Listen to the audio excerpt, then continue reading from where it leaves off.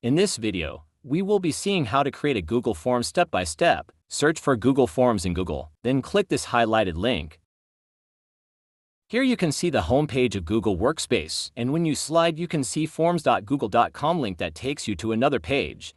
Here you are able to see blank form in 3 form templates. You can use any of them. Since we are creating our own Google form, we will be choosing blank form option. Now we got our blank Google form. You can follow the steps to edit the blank form for our requirements. Enter your title of the question you'll be asking questions through forms. Mention the form description. You can add your own questions and its options. As you see, there's add other highlighted in blue color. You can also add images for questions.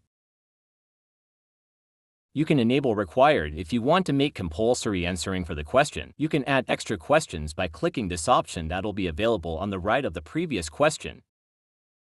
You can edit your form title here. And in the response section, you can see your form's response in the pie chart format. You can change the way of response later.